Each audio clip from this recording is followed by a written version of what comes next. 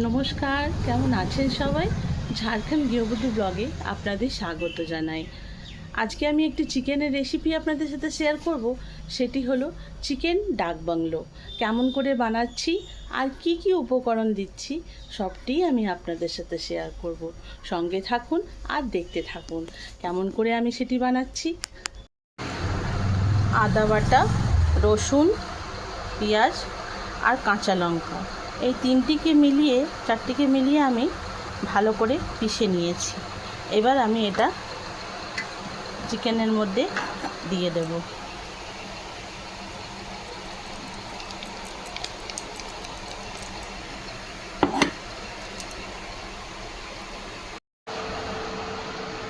হলুদ, জিরে গুঁড়ো, লঙ্কা গুঁড়ো, হলুদ, গোলমরিচ গুঁড়ো আর ধনে গুঁড়ো। এটার মধ্যে আমি তেল দিয়ে দিয়েছি আর ওই পেঁয়াজ রসুন বাটাটা আমি দিয়ে দিলাম। এবার আমি এই মশলাগুলো এর মধ্যে সব দিয়ে দেব আর এটাকে সুন্দর করে আমি ভালো করে চেপে চেপে মেখে নেব। আর 1 ঘন্টার জন্য আমি এটি ম্যারিনেট করতে রেখে দেব।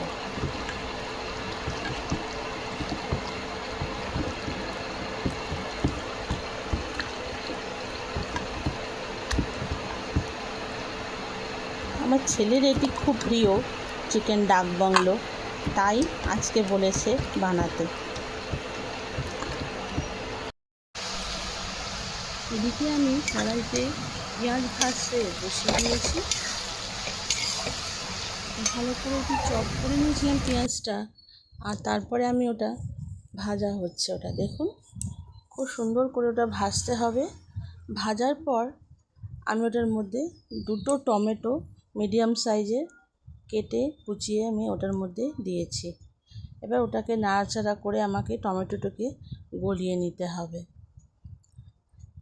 আর এদিকে আমি ডিম আলু সিদ্ধ করতে দিয়ে দিয়েছি, সেটাও ওই চিকেনের রেসিপিটাতে লাগবে তাই। আর এদিকে একটি ভাজা মশলা, যেটাতে ধনে আছে, গরম মশলা, গোটা গরম মশলা, এলাচ, দালচিনি, লবঙ্গ সবগুলো আমি রোস্ট করে নেব। এদিকে আমার পেঁয়াজটা টমেটোটা খুব সুন্দর করে ভাজা হয়ে গেছে। দেখুন, তেল ছেড়ে দিয়েছে এটার থেকে। এবার আমি ওটার মধ্যে চিকেনটা, যেটা 1 ঘন্টার জন্য ম্যারিনেট করে আমি রেখেছিলাম, সেটিকে আমি ওর মধ্যে দিয়ে দেবো আর সুন্দর করে নাড়াচাড়া করব, যাতে টমেটো পেঁয়াজ দুটোই ওই চিকেন মাখাটার সঙ্গে মানে সুন্দরভাবে মিশে যায়। দেখুন, আমার চিকেনটাতে এগুলো সব ভালোভাবে মিশে গেছে। আর আমি এই দইটা ম্যারিনেটের সময় দিতে ভুলে গেছিলাম, তাই আমি এখন সেটা ফেটে নিয়ে ভালো করে দিয়ে দিচ্ছি। আর এটাকে ভালো করে মিশাতে হবে কিন্তু মশলার সাথে, না হলে সেটি ফেটে যেতে পারে। তাই ভালো করে মিশিয়ে নিয়েছি। দেখুন, এবার দেখুন আমার মাংসটা কি সুন্দর কষা হয়ে যাচ্ছে। এই দেখুন, আমার মাংস মোটামুটি সিদ্ধ হয়ে গেছে। একটু ঢাকা দিয়ে দিয়ে করতে হয়। এদিকে আমি আলু, ডিম এগুলোকে সব ভেজে রেখেছি, আর এই যে ভাজা মশলা যেটা বলেছিলাম সেটা গুঁড়ো করে রেখেছি। এবার প্রথমে আমি আলু আর ডিমটা দিয়ে আরও কিছুক্ষণ কষবো। ওটাকে